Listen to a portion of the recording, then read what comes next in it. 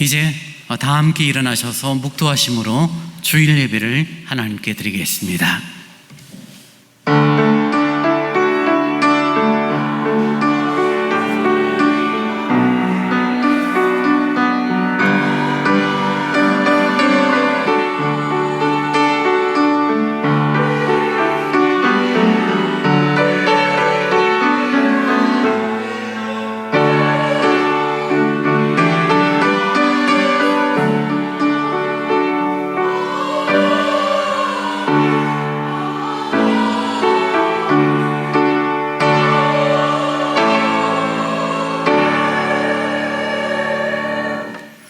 너희 성도들아, 여호와를 경외하라.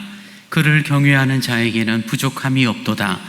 젊은 사자는 궁핍하여 줄일지라도 여호와를 찾는 자는 모든 좋은 곳에 부족함이 없으리로다. 참 좋으신 아버지 하나님, 고맙습니다. 더위와 장마 가운데 저희의 삶을 지키셨다가 넷째 주일 11시 예배로 함께 모여 주를 경배하게 하니 참 고맙습니다. 허물과 죄는 가리우시며 온전히 주님의 의로움을 힘입어 경배와 찬송으로 주님 앞에 나아가는 저희들이 되도록 이끌어 주옵소서. 감사로 노래하게 하시고 기쁨으로 찬송하게 하시며 마음을 다하여 기도와 말씀의 자리에 참여하는 저희들이 되도록 인도하여 주옵소서. 예수님 이름으로 기원하옵나이다. 아멘. 찬송 39장을 찬양하시겠습니다.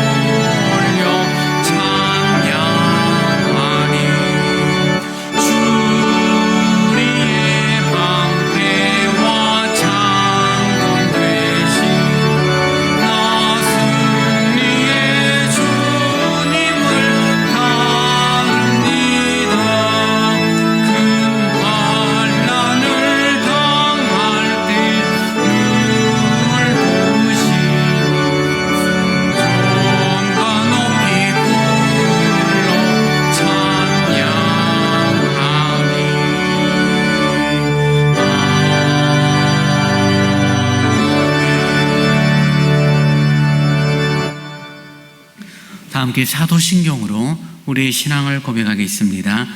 전능하사 천지를 만드신 하나님 아버지를 내가 믿사오며 그 외아들 우리 주 예수 그리스도를 믿사오니 이는 성령으로 잉태하사 동정녀 마리아에게 나시고 본디오 빌라도에게 고난을 받으사 십자가에 못 박혀 죽으시고 장사한 지 사흘 만에 죽은 자 가운데서 다시 살아나시며 하늘에 오르사 전능하신 하나님 우편에 앉아 계시다가 저리로서 산자와 죽은 자를 심판하러 오시리라. 성령을 믿사오며 거룩한 공회와 성도가 서로 교통하는 것과 죄를 사하여 주시는 것과 몸이 다시 사는 것과 영원히 사는 것을 믿사옵나이다. 아멘. 성시교독 30번을 교독하시겠습니다. 하나님은 우리에게 은혜를 베푸사 복을 주시고 그의 얼굴 빛을 우리에게 비추사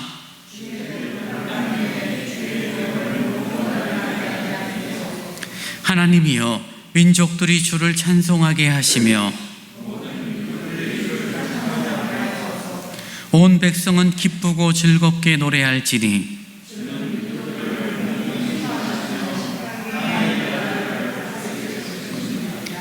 하나님이여 민족들이 주를 찬송하게 하시며 모든 민족으로 주를 찬송하게 하소서.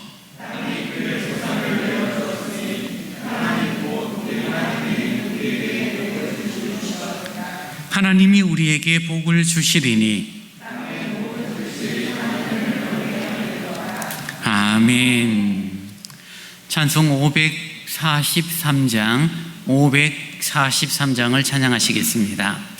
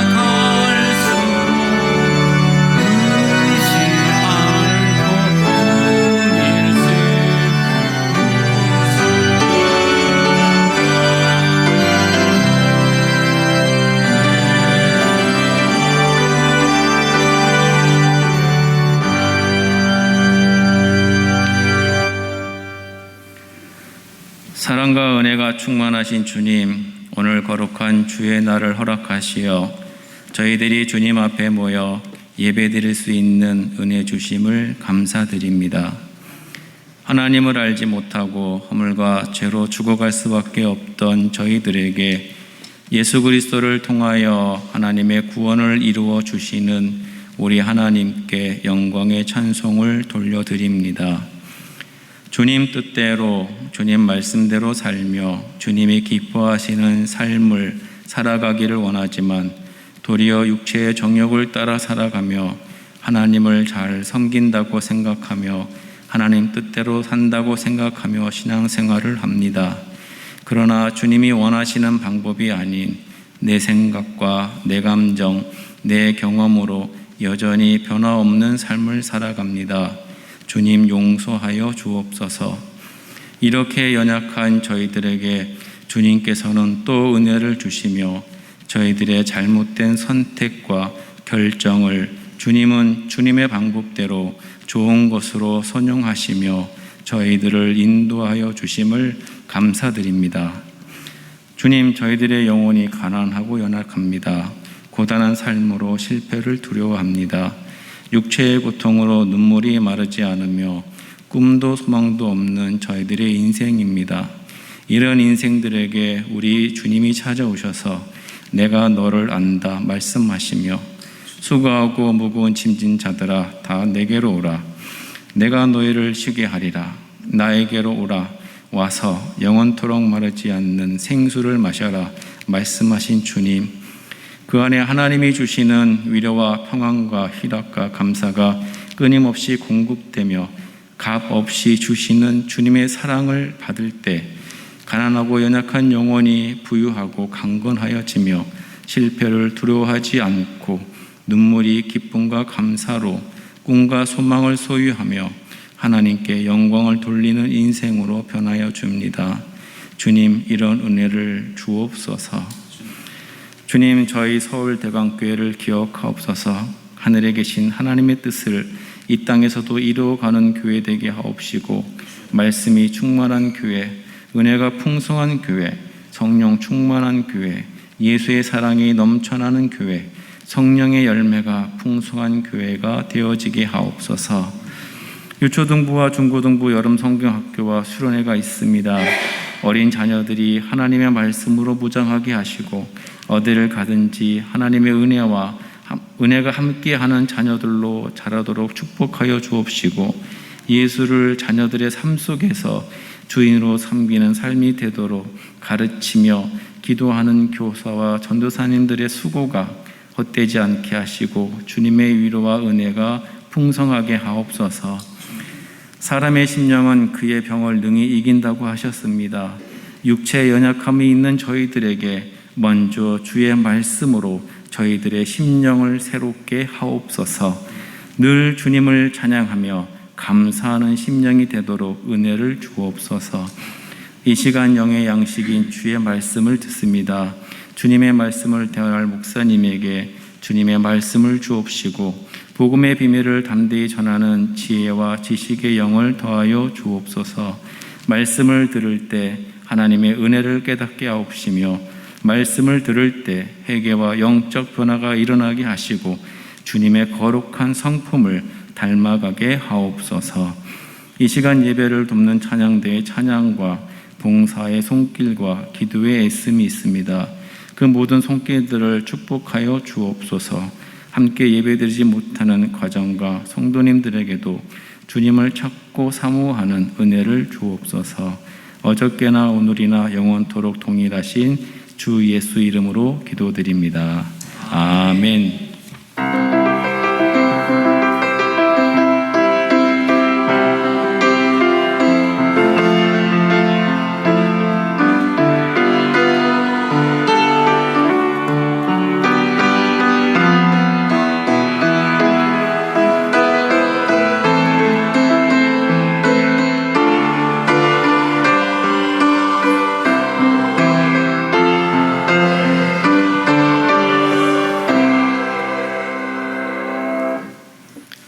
이 시간 우리에게 주신 하나님 말씀은 이사야 31장 1절로 9절의 말씀입니다. 구약 1003페이지 이사야 31장 1절로 9절의 말씀을 제가 봉독합니다. 도움을 구하러 애굽으로 내려가는 자들은 화 있을진저 그들은 말을 의지하며 병거의 많음과 마병의 심히 강함을 의지하고 이스라엘의 거룩한 이를 앙모하지 아니하며 여호와를 구하지 아니하나니 여호와께서도 지혜로우신즉 재앙을 내리칠 것이라.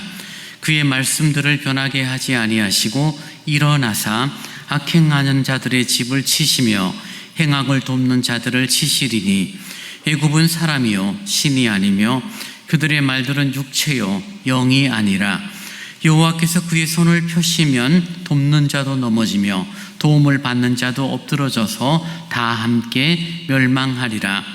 여호와께서 이같이 내게 이르시되 큰 사자나 젊은 사자가 자기의 멍이를 움키고 으르렁거릴 때에 그것을 치려고 여러 목자를 불러왔다 할지라도 그것이 그들의 소리로 말미암아 놀라지 아니할 것이요 그들의 떠듬으로 말미암아 굴복하지 아니할 것이라. 이와 같이 나 만군의 여호와가 강림하여 시온산과 그 언덕에서 싸울 것이라. 새가 날개치며 그 새끼를 보호한 같이 나 만군의 여호와가 예루살렘을 보호할 것이라. 그것을 호위하며 건지며 뛰어넘어 구원하리라 하셨느니라. 이스라엘 자손들아, 너희는 심히 거역하던 자에게로 돌아오라.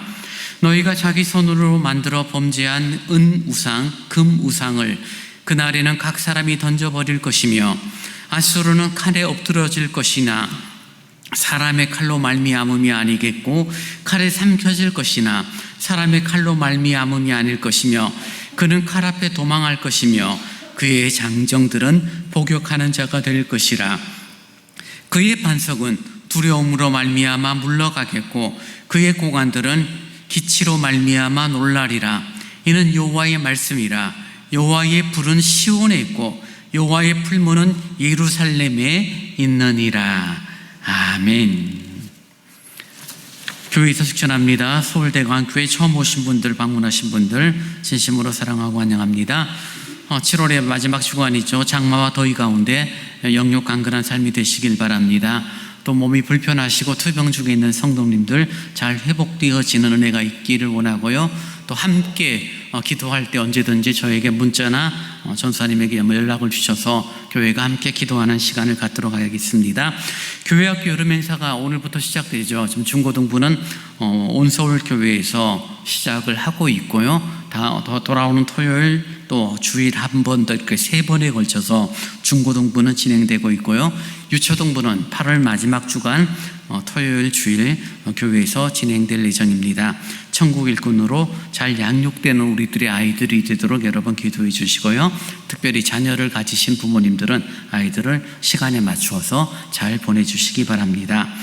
코로나가 다시금 조금 이렇게 확산되는 분위기죠. 여러분 잘 관리를 하고 계시겠지만 그래도 혹여나 좀 감기 기운이 심하거나 기침, 콧물 나시는 분들은 집에서 이렇게 온라인 예배로 참여를 해주시고 교회에서도 손소독제 잘 사용해 주시기 바랍니다.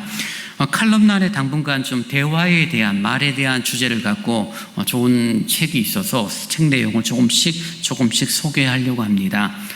여러분 읽어보시고요. 제가 여쭤봤더니 칼럼란을 잘 안 읽으신대요. 저 나름대로 고민하면서 적는 건데 10명 가운데 한 3명, 4명은 읽고 6명은 그런 게 있는지도 몰랐다라는 말을 할 정도로 칼럼을 잘 보지 않으시는데요.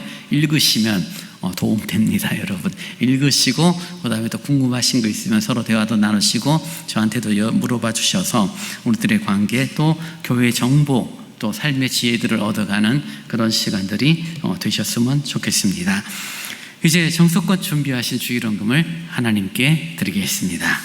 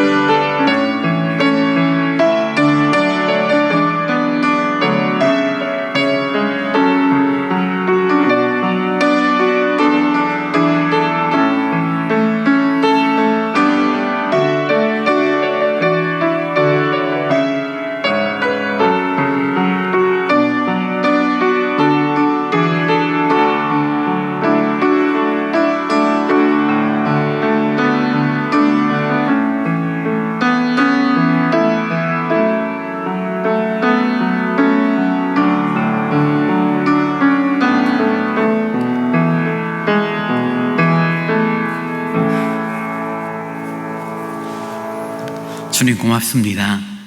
저희들의 삶을 지켜주시니 감사합니다.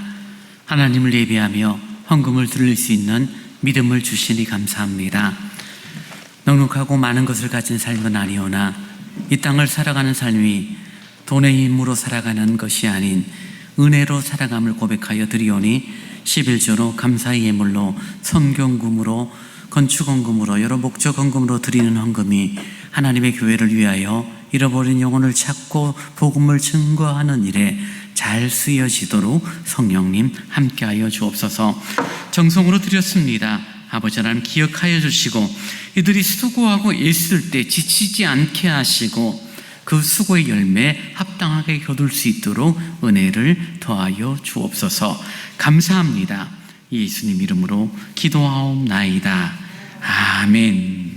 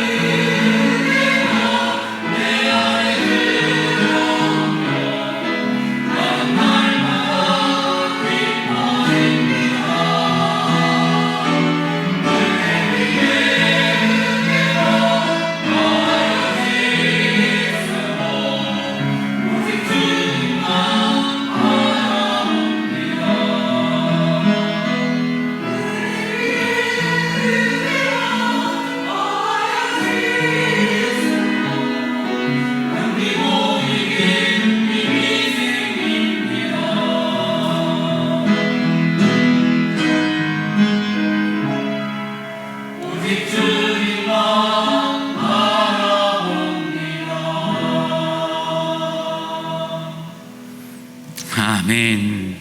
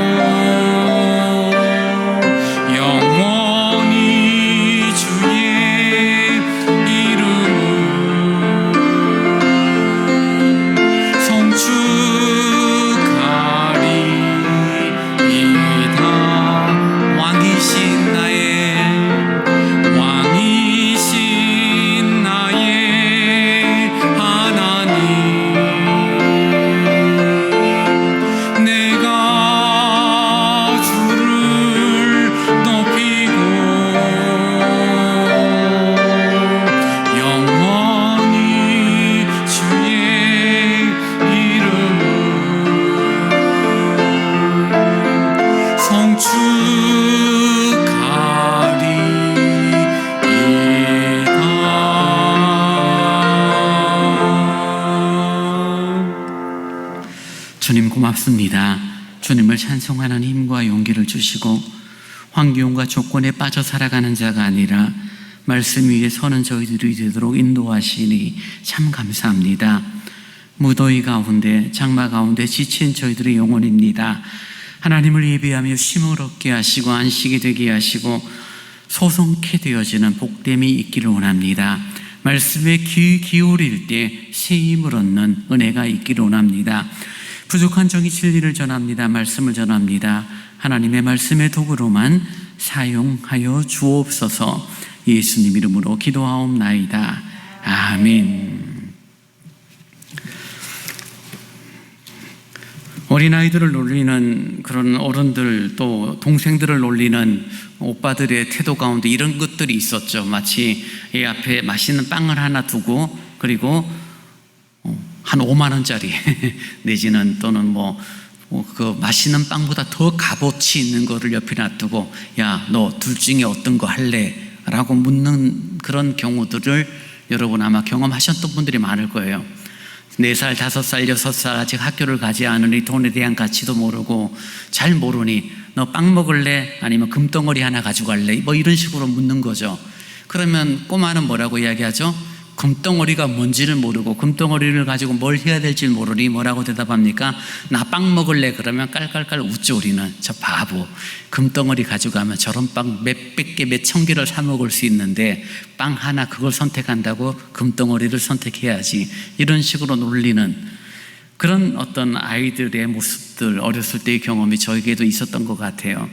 근데 여러분, 나이가 먹었습니다. 군대를 갔다 왔고 시집을 갔고 아이를 낳고 나이가 40쯤 됐는데 너 빵 하나 가져갈래? 금덩어리 가져갈래? 라고 묻는데 저 빵 주세요라고 말한다면은 그것을 바라보는 부모의 마음은 어떤 마음일까요? 배가 고프니까 당장 급한 빵이 더 중요할지 모르겠지만 적어도 어른이라면, 성장한 사람이라면 거기서 빵을 택하는 것이 아니라 금덩어리를 택하는 것이 옳죠.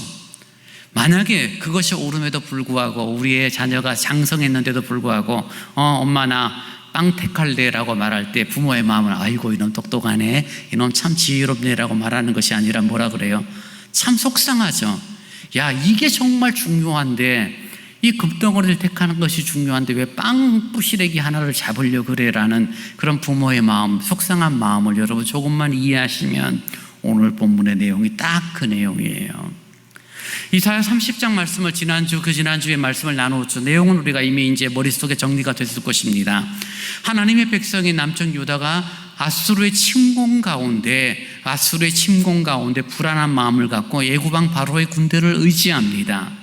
이사야는 말하죠. 너희들이 왜 애굽왕 바로의 군대를 의지하니? 하나님을 의지하면 돼. 하나님이 너희를 도와줄 거야. 너희를 지키고 너희에게 승리를 줄 거야 라고 말함에도 불구하고 히스기야 왕과 남쪽 유다의 백성들은 그렇지가 않죠. 왜냐하면 당장 눈에 보이는 애굽왕의 군대가 더 커 보이고 하나님의 말씀, 하나님이 주신다고 약속하신 말씀의 승리는 멀리 있게 보이는 거죠. 당장 눈앞에 있는 빵이 더 커 보이는 거죠. 그래서 많은 사신들을 보내고 금은 보화를 싣고 애굽왕 바로를 찾아가서 우리에게 많은 군사를 좀 보내주십시오. 그래서 이 아수르의 침공을 막아내서 우리도 보호받고 애굽 당신들의 나라도 견고히 세워졌으면 좋겠습니다 라는 그런 배경, 정치적인 그런 모습들이 있습니다. 근데 이 이스라엘 백성들의 태도들이 그런 애굽에 대한 의지하려는 마음이 있었지만 또 한편의 마음이 어떤 마음이 있냐면은 친아수르적인 마음이 있었습니다. 무슨 말이냐면요, 애굽의 군대를 동원해서 우리가 연합해서 아수르의 군대를 무찌르려고 아수르의 침공을 막아내자라고 말하는 사람들은 전쟁을 하자라는 사람들이죠. 대신 우리가 힘이 없으니 애굽의 군대를 빌려서 전쟁하자라고 말하는 전쟁파, 친애굽파 사람들입니다. 근데 히스기야 왕과 히스기야의 신하들 대부분이 친애굽 성향을 가졌는데 일부 사람들이 친아수르파 성향을 가집니다. 아닙니다. 왕이여, 우리가 싸우면 우리가 승리를 거둘지는 모르지만, 애굽왕의 군대가 세니까 승리를 거둘지는 모르지만 결국 우리 땅에서 전쟁이 일어나는 것이고 우리 땅에 있는 많은 백성들이 피를 흘리고 고통을 당하니 차라리 우리가 아수르에게 항복을 합시다. 아수르에 항복을 하면 아수르가 우리를 죽이지는 않지 않겠습니까? 적지 않은 사람들이 정말 수치를 당하고 포로로 끌려가고 많은 것들을 빼앗길지는 모르겠지만, 그러나 결국 우리는 죽거나 피를 흘리는 것이 아니니 아수르와 화친하는 것이 옳지 않겠습니까? 라고 말하는 그런 신하들도 있었습니다. 그러니 히스기야 왕을 중심으로 신하들이 두 부류로 나누어집니다. 하나는 친애굽파들, 이들은 전쟁하자는 거예요. 죽더라도 전쟁하자는 거죠. 애굽의 군대를 빌려서 함께 싸우자는 겁니다. 친아수르파 사람들은 뭐라고 그래요? 아니야, 싸우면 우리가 힘들어, 피를 흘려야 돼. 차라리 우리가 항복해서 우리가 비록 굴복당하고 부끄럽고 수치를 당할지라도 피 흘리지 않는 것이 좋아라고 이렇게 화친을 주장해서 서로 싸우는 배경이 이사야 오늘 본문 31장의 배경이 되어집니다. 그런 상황 속에서 이사야 선지자가 그 친애굽파 정책을 펼치기를 원하는 사람들과 친아수르파 정책을 펼치기를 원하는 사람 두 사람을 다, 양쪽을 다 책망하고 꾸짖는 내용이 오늘 본문의 내용입니다. 쭉 읽어보면 조금 어려운 표현들이 나오고 도대체 누가 누구를 뭐라 하는 건지 잘 이해하기는 어렵지만, 앞부분은 친애굽파 사람들을 꾸짖는 내용이고요, 뒷부분은 친아수르파 사람들을 꾸짖는 내용입니다. 그리고 꾸짖으면서 이사야가 말하는 핵심이 있는데 뭐냐면요, 야, 맛있는 빵도 문제가 아니야, 금덩어리도 문제가 아니야, 정말 중요한 건 하나님이야 라고 말하는 거죠. 너희들이 애굽을 의지하려는 마음을 갖는 거 충분히 이해돼. 그렇지만 애굽을 의지하는 것은 의미가 없고, 애굽은 정말 이빨 빠진 호랑이나 마찬가지야. 여호와를 의지하는 것이 중요해라고 말하고, 화친을 통하여 아수르에게 항복하던 사람들에게 마저 그것이 지혜로울지 몰라, 아수르에게 항복함으로 피를 흘리지 않을지 모르지만, 그것은 인간적인 좋은 정책일지는 모르지만, 중요한 것은 너희들이 아수르를 붙잡는 것이 아니라 여호와 하나님을 붙잡는 것이 중요해라고 말하면서 친애굽파 사람들, 친아수르파 사람들을 책망하는 내용이 오늘 본문의 내용입니다. 친애굽파에게 경고하죠. 도움을 구하러 애굽으로 내려가는 자들은 화 있을진저, 하나님의 화예요. 너희들 바보야, 너희들이 어리석어라고 말하는 수준이 아니라 하나님이 진노하신다는 것입니다. 왜요?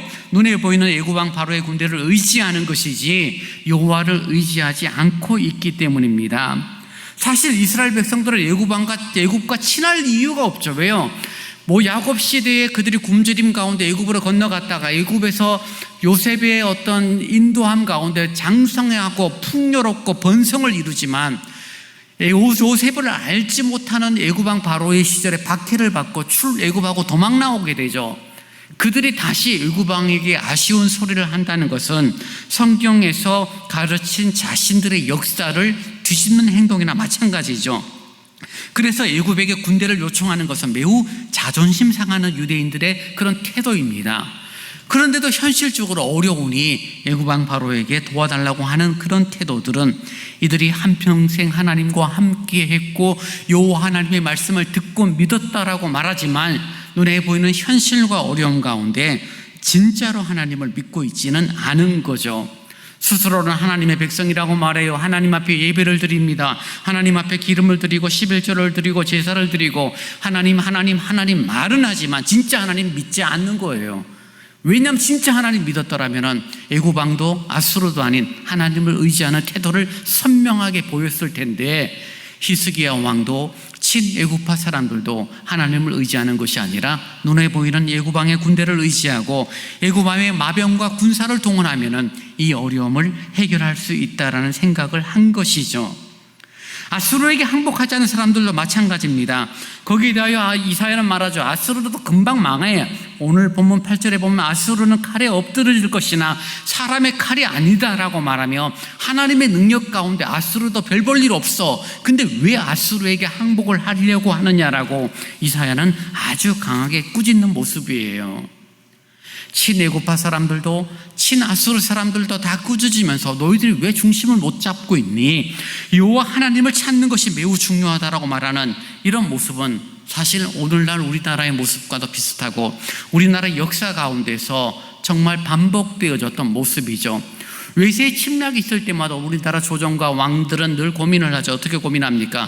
이 침공을 우리들은 맞싸울 능력은 없으니까 원군을 청하든지 왜군을 통하든지 원군을 구하든지 또는 우리들이 항복해서 구차하지만 살아야지 이런 문제 때문에 정말 외세파 또는 자주파3 싸웠던 영화의 남한산성이라는 영화 속에서도 그런 내용을 다루고 있는 것을 보죠.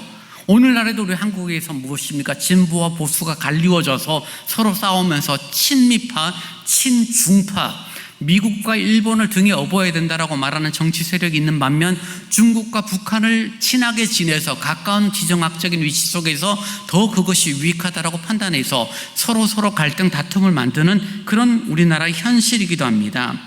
미국도 마찬가지죠. 미국도 갈수록 극심하게 민주당과 공화당이 싸우고 있고 최근에 대법원에서 낙태권 폐지에 대한 결정을 내리자마자 미국은 혼란에 빠졌죠. 내 몸은 내 것인데 왜 법으로 정하느냐라고 우리의 권리를 보장하라고 말하면서도 보수 쪽에서 무엇이라고 말합니까? 낙태는 죄야, 낙태는 폭력이라고 말하면서 오히려 또 이렇게 수긍하고 따지는 것들 때문에 서로 갈등 다툼들이 생겨지는 것이 매우 많은 현실입니다. 지금 고민하고 우리들이 함께 좀 생각해야 되는 것은 갈등과 다툼은 현실이에요. 친애국파와 친아수르파가 싸우고 진보와 보수가 싸우고 서로 다른 민주당과 공화당이 싸우는 그런 삶의 모습들에 대해서는 정상적인 것입니다. 근데 문제는 무엇이냐면요, 항상 싸우고 갈등하고 다툼하는 핵심 가운데서 큰 문제가 되는 것이 그 갈등과 다툼이 가지고 있는 전제가 뭐냐면요, 나는 맞고 너는 틀리다는 것입니다. 그럴 수도 있겠네라는 관점은 무시돼요. 나는 맞고 너는 틀리다는 말은 거죠. 나는 맞고 너는 절대적으로 틀렸다는 생각이 같습니다. 우리가 아는 것처럼 100% 선한 사람이 없어요. 100% 악한 사람도 없어요. 100% 선한 사람과 100% 악한 사람 그 중간 어디쯤에 저와 여러분은 살아가고 있고 성향이 조금 더 선한 사람이 있고 성향이 조금 더 나쁜 사람은 있을지는 모르죠. 로마서에서 말하는 것처럼 모든 사람이 죄를 범합니다. 의인은 없나니 하나도 없다라고 성경이 말하는 그 내용이라면 100% 선한 사람, 100% 악한 사람 사이에 저와 여러분이 있는 거죠. 그 사람들이 서로 갈등, 다툼, 문제를 일으킵니다. 충분히 그럴 수 있죠. 다르니까요. 근데 문제는 무엇입니까? 100% 내 말이 맞고 100% 네 말은 틀렸다라고 말할 수는 없는 것입니다. 진보는 보수를 욕하고 보수는 진보를 욕하고 서로 각자의 처지에서 욕합니다. 애국파는 아수르파를 욕합니다. 아수르파들은 애국파를 욕합니다. 어떻게 그럴 수가 있느냐라고 서로 싸워요. 서로 싸워요. 어느 교회는 목사파 장로파가 돼서 싸우기도 합니다. 서로 맞죠. 서로 하나님의 영광이래요. 서로 하나님을 위한 것이라고 말해요. 근데 여러분, 거긴 뭐가 빠져 있습니까? 주님이 없죠. 주님은 없습니다. 십자가는 없어요. 자신의 생각, 자신의 가치, 자신의 진영 논리만 있죠. 거기에 빠져서 상대방을 100% 부정하고 또는 자신의 것만 100% 긍정하는 그런 모습에 대하여 하나님은 진노하시고 책망하시는 내용이 오늘 본문 31장의 내용입니다. 하나님은 자기 것만 생각하고 하나님을 제쳐놓고 애굽이냐 아수르냐 하고 있는 그들에 대하여 진노하십니다. 친애굽파도 인정하는 것도 아니고 친아수르파도 인정하는 것이 아니라 하나님을 의지하지 않고 믿음을 의지하지 않는 사고에 대하여, 그런 철학에 대하여, 그런 진영 논리에 대하여 하나님은 진노하시는 거예요. 교회에서도 마찬가지입니다. 무엇이 옳으냐 그러냐를 가지고 다툴 수 있습니다. 갈등할 수 있어요. 하나님 앞이라는 관점에서 이해를 하면 문제가 되지 않지만 그런 논리가 아니죠. 네 편이냐 내 편이냐, 목사 편이냐 장로 편이냐, 이런 논리를 갖고 싸우기 시작하는 것은 성경이 가르치는 교훈하고는 아무런 문제가 거리가 되지 정말 멀어진 모습입니다. 우리는 무엇이 더 중요한지, 어떤 것이 더 귀한 것이 분별할 수 있는 능력이 필요합니다. 빵 한 조각, 맛있는 빵 한 조각이 중요한 건지 정말 금 한 덩어리가 중요한지를 구별할 수 있고 분별할 수 있는 능력이 필요한데, 저는 그것을 오늘 믿음이라고 말하고 주님에 대한 의지함이라고 표현을 하고 싶습니다. 우리들이 믿음이 있으면 당장의 배고픔 때문에 빵 한 조각을 차지하는 것보다는 그래도 금 한 덩어리를 선택하고 그것을 팔아서 많은 빵을 얻을 수 있는 것이 합당하다라고 판단할 수 있는 분별력이 필요한 것이죠. 여러분이 살면서 살아오는 삶의 여정을 조금만 돌아보시면 느끼는 것들이지만, 일이 잘 풀리고 돈을 잘 벌고 안락한 삶을 살 때 그것이 정말 좋은 일이고, 반대로 어렵고 곤고하고 문제가 되어지고 가난하고 돈을 잃어버리고 괴로운 일이 생길 때 정말 이것은 불행하고 나쁜 일이야 라고 우리가 판단하지만 정말 그러냐라는 질문 앞에 우리는 신중한 대답을 하게 되죠. 정말 좋은 게 아닐 때가 정말 많았어요. 나쁜 게 아니었어요. 그때는 정말 힘들었고 나빴는데 그것 때문에 내가 정신 차리고 철든 사람들의 모습들을 우리는 얼마나 많이 경험해요. 정말 좋았어요. 아름다웠어요. 근데 그것 때문에 오히려 허랑방탕한 삶을 사는 사람들이 얼마나 많은지 몰라요. 그러니 좋고 행복한 것이 과연 좋고 행복한 것이고 나쁘고 불행한 것이 정말 나쁘고 불행한 것일까라는 질문 앞에 우리는 그것에 대한 명확한 구별 분별하는 것이 어렵죠. 거기에서 하나님의 관점, 주님의 관점이 들어가면은 그 다음에 그것은 조금 더 명확해질 것입니다. 사랑하는 여러분, 믿음을 갖고 있다는 것은 그렇습니다. 눈에 보이는 것만 보는 것이 아니에요. 눈에 보이지 않는 것을 보는 것입니다. 믿음을 생활한다는 것은 지금 내게 다가오는 삶의 현실을 하나님의 관점에서 재해석하는 거예요. 여러분에게 아름다운 일이 있었습니다. 하나님의 관점에서 보는 거죠. 왜 이 일이 내게 있었지? 정말 주님 감사합니다라고 말할 수 있는 조건이 되어지는 거죠. 그럼 그 좋은 일은 정말 좋은 일이 맞아요.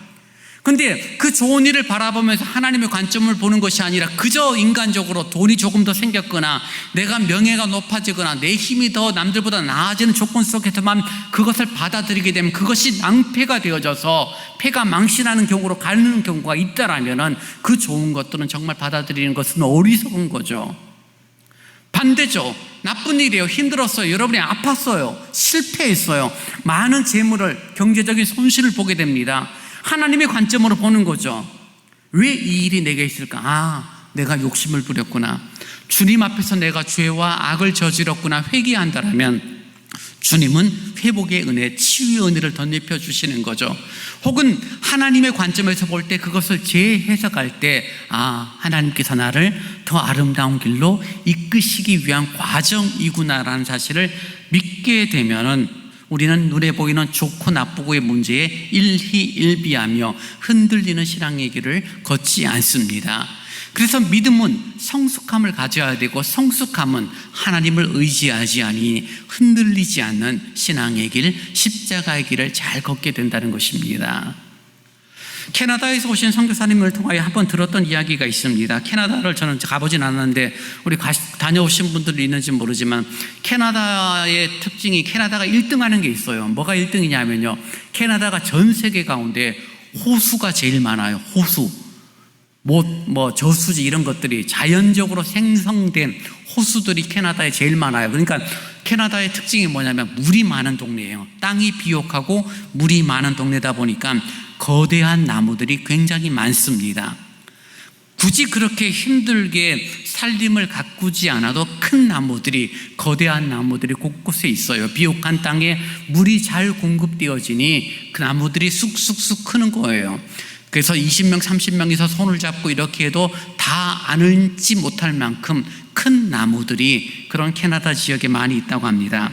근데 조금만 한적한 길로 가고 조금만 산길로 가게 되면 그 거대한 나무들이 맥없이 땅에 쓰러져 있는 것들을 자주 본대요. 이렇게 큰 나무가 왜 이렇게 쓰러졌지? 바람이 조금 심하게 부는 날이면 아니다 다를까 그런 나무들이 잘 쓰러져 있다는 것을 확인한다는 거죠. 그래서 이야기 내용 결론이 뭐냐면 아무리 물이 잘 공급되어 오고 비옥한 땅이라 할지라도 이 나무의 뿌리들이 깊게 박히지 않으니 바람이 불고 태풍이 불면은 금방 쓰러지는구나. 뿌리를 조금만 뻗어도 금방 맛있는 양분과 물을 공급받을 수 있으니 위로는 나무들이 엄청 커나가는데 밑에 뿌리는 별로 되지 않으니 흔들리게 되면은 이 큰 나무가 금방 넘어져 버린다라고 말을 하는 거죠. 비옥한 땅이에요. 많은 물들이 공급돼요. 정말 좋은 곳 아닙니까? 근데 나무들이 쉽게 넘어져요. 조금만 흔들리면요. 여러분, 척박한 땅에 사는 나무들을 보신 적이 있습니까? 공구한, 어떻게 저런 데서 나무가 자랄까 싶지만 그런 나무를 한번 뽑아보려면 얼마나 힘든지 몰라요. 바위 틈에 자라는 나무들, 물이 별로 비가 많이 오지 않는 지역에 있는 나무들을 뽑으려면 얼마나 힘든지 몰라요. 왜요? 겉으로 볼 땐 조금밖에 사이즈가 작아서 쉽게 뽑을 것처럼 보이지만 그 안쪽으로 뿌리가 얼마나 깊이 박혀 있는지 몰라요. 척박하고 힘들고 물을 구하기 힘드니 갈수록 깊이 그 나무의 뿌리가 굳게 이렇게 뻗어 있는 것을 보게 되는 거죠. 그러니 눈으로 볼 때는 뭐예요? 좋은 환경, 좋은 조건 속에서 비옥한 땅에서 크게 자란 나무와 척박한 땅에서 아주 작게 자라는 나무지만 결국은 누가 바람이 불고 태풍이 불 때 어떤 나무가 더 튼튼히 서 있을 수 있는가에 대해서는 명확하고 분명한 답을 얻을 수밖에 없는 것이죠. 사랑하는 여러분, 저와 여러분이 믿음을 갖고 있고 신앙생활을 합니다. 하나님이 우리를 인도하십니다. 우리를 비옥한 땅으로 인도하실 수도 있고요, 하나님 때로는 우리를 척박한 땅으로 인도하실 수도 있습니다. 저나 여러분의 마음은 우리들의 삶이 비옥한 땅에 있기를 원해요. 비옥한 땅에 있어서 조금만 애써도 많은 열매를 거두고, 조금만 노력해도 많은 돈을 벌고, 조금만 아파도 정말 기도만 해도 빨리빨리 병이 낫고 문제들이 해결이 되어져서 이 땅에서 떵떵거리며 살기를 원하는 비옥한 땅을 편안한 것을 찾는 것이 사실입니다. 근데 하나님은 우리를 아시죠? 그렇게 내버려 두면 그것이 좋은 게 아니라는 것을요. 조금만 흔들리게 되면 넘어져 버리고, 조금만 문제가 생겨져 버리면 넘어져 버리는 연약함을 아시니 때로는 우리의 일을 척박한 곳으로 인도하십니다. 원치 않는 사고를 만나게 하세요. 질병 가운데 마음이 상하게 하세요. 삶에 곤고함이 있어요. 애쓰고 수고했는데 애쓰고 수고한 만큼의 열매를 얻지 못하는 삶의 현실 가운데 우리들의 마음을 상하게 하실 때가 있어요. 우리는 알죠. 하나님이 우리의 마음을 상하게 하고 우리를 척박한 땅으로 인도하는 것은 이놈들 한번 고생해봐라, 그런 하나님이 아니라는 것을 알죠. 그런 척박한 곳에서 자생하고 굳건해지기를 원하는 하나님의 마음, 고난을 통하여 믿음이 세워져 가고 척박한 곳에서 깊게 뿌리를 내리는 삶을, 온전한 믿음을 가질 수 있는 조건은 비옥한 땅이 아니라 척박한 땅이라는 사실을 하나님이 알고 있기 때문에 때로는 우리의 삶을 척박한 곳으로 인도합니다. 그것이 싫고, 그것이 부담스럽고, 그것 때문에 아파서 눈물을 흘릴 때가 우리들에겐 있지만 우리 하나님은 그런 분이에요. 우리를 사랑하시고 우리를 위하여 자기 아들 예수 그리스도를 보내어 죽이기까지 사랑하시는 분이기 때문에 우리를 척박한 땅으로 인도하는 모습은 결코 우리를 힘들게 하는 목적이 아니에요. 우리를 바르게 세우고 눈에 보이는 것을 따라가는 것이 아니라 나를 의지해, 나 여호와를 의지해라고 주님이 말씀하는 것입니다. 그런데 우리들이 살아가면서 비옥한 환경 속에서는 기뻐하다가 그렇지 않을 때는 우리들이 원망하고 불평하는 모습을 가진다라면 하나님께서 우리 앞에 5만 원짜리 지폐 한 장과 빵 하나, 500원짜리 1000원짜리를 놓고 어느 거 할래 줄게 라고 물을 때 얼른 빵을 집는 어리석음과도 마찬가지인 거죠. 5만 원의 귀함을, 금덩어리 귀함을 모르고 당장 내 배고픔을 해결할 수 있는 빵 한 조각이 더 중요하게 여기는 성숙되지 못한 그런 태도들이 우리에게 있다라면 우리는 잘못된 어리석은 행동을 할 수밖에 없는 것입니다. 그래서 하나님께서는 지금 이사야 선지자들을 통하여 친애굽파 사람들을, 친아수르파를 다 꾸짖으며 뭐라고 말합니까? 여러분 6절 말씀을 보시기 바랍니다. 6절에 선지자는 말합니다. 이스라엘 자손들아, 너희는 심히 거역하던 자에게로 돌아오라 라고 말해요. 하나님 앞에 돌아오라고 말합니다. 근데 하나님이 어떤 하나님이에요? 너희가 심히 거역하던 분이라는 거죠. 말을 듣지 않았다는 거죠. 말을 듣지 않았다는 거예요.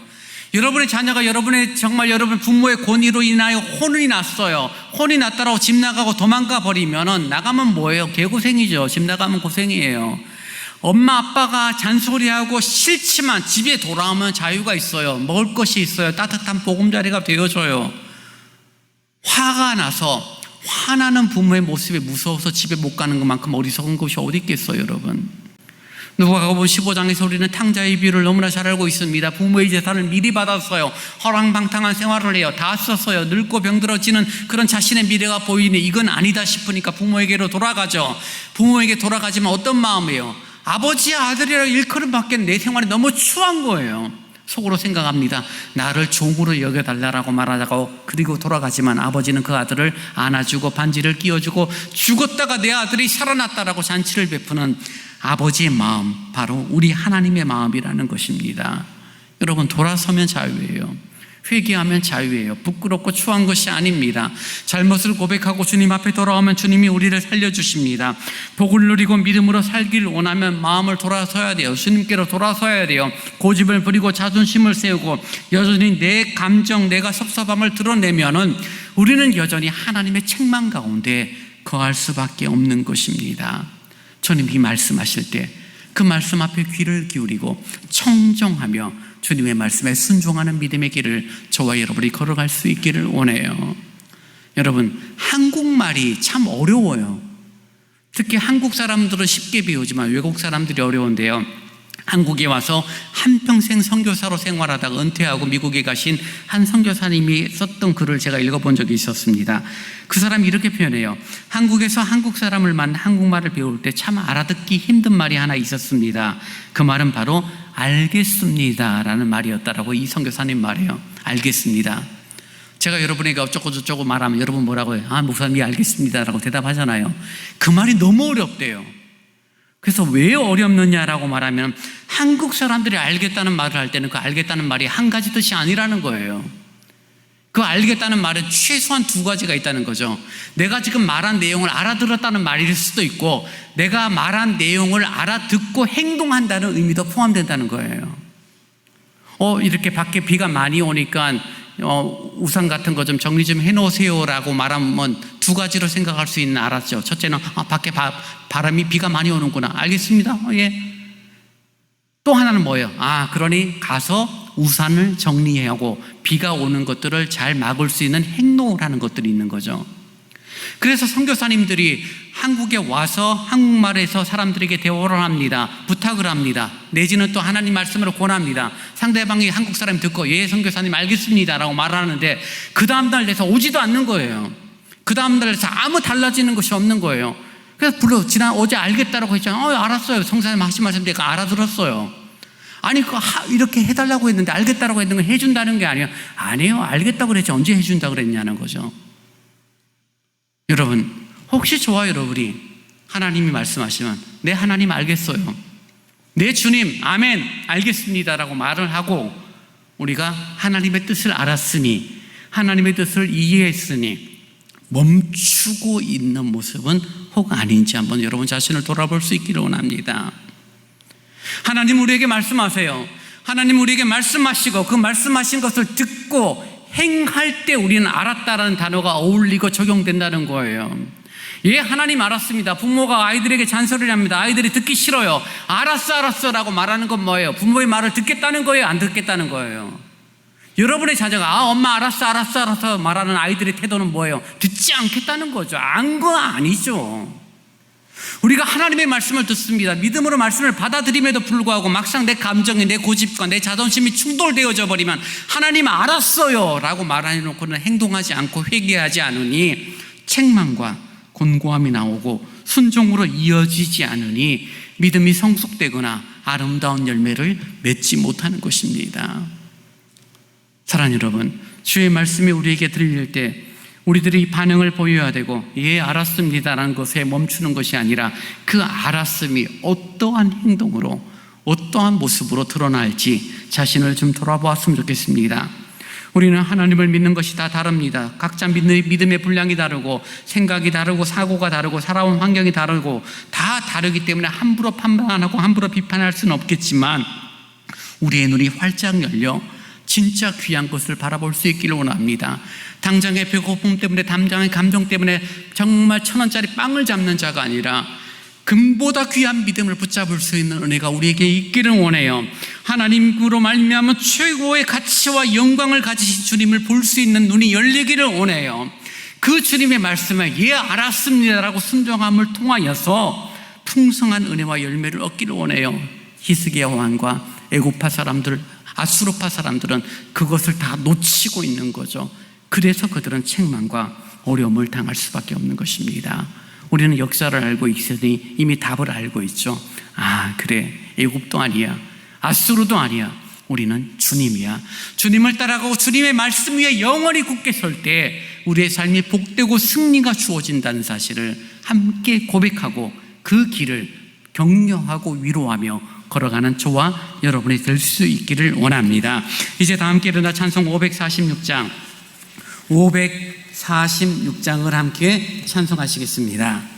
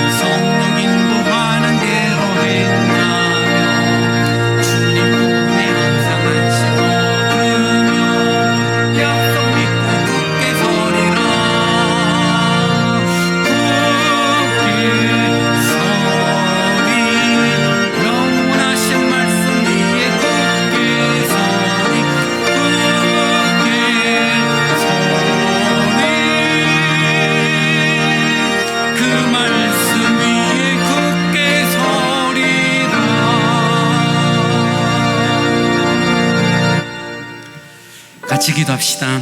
정말 믿음으로 의지하는 자는 말씀에 서는 자입니다. 눈에 보이는 게 아니에요. 힘센 자가 아니에요. 성공도 아니고 실패도 아닙니다. 주님입니다. 그 주님만의 신뢰를 통하여 성숙과 성장 그리고 분별하는 은혜가 주어질 것입니다. 하나님, 그 은총을 나에게 덧입혀 달라고, 십자가를 더욱 의지하는 나의 삶이 되도록 인도해 달라고 우리 같이 한번 기도합니다. 아버지 하나님, 감사합니다.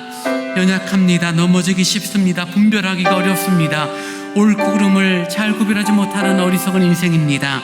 주님, 자비와 긍휼을 덧입혀 주옵소서. 말씀 위에 든든히 서고 견고히 서는 내 영혼이 되도록 인도하여 주옵소서. 눈에 보이는 성공과 눈에 보이는 실패 속에서 고민하며 흔들리는 자가 아니라 모든 말씀 위에 믿음 위에 굳게 서서 흔들리지 않는 신앙의 길, 십자가의 길을 걷는 내 영혼이 되도록 인도하여 주옵소서. 주님의 자비로움을 소망합니다. 주님의 긍휼을 소망합니다. 함께 하시는 놀라운 역사를 간구합니다. 자비로우신 주님이여, 위로와 힘과 용기를 덧납혀 주옵소서. 더욱 주님을 의지하며 주님과 더불어 함께 걸어가는 신앙이 되어지도록 내 영혼을 지키시고 붙들어 주옵소서. 성령님, 함께 하시고 감동하시며 순종하는 내 영혼이 되도록 인도하여 주옵소서. 분별할 수 있는 지혜를 허락하여 주옵소서. 옳은 것을 선택할 수 있는 성숙함을 덧입혀 주옵소서. 주 성령님, 함께하여 주옵소서.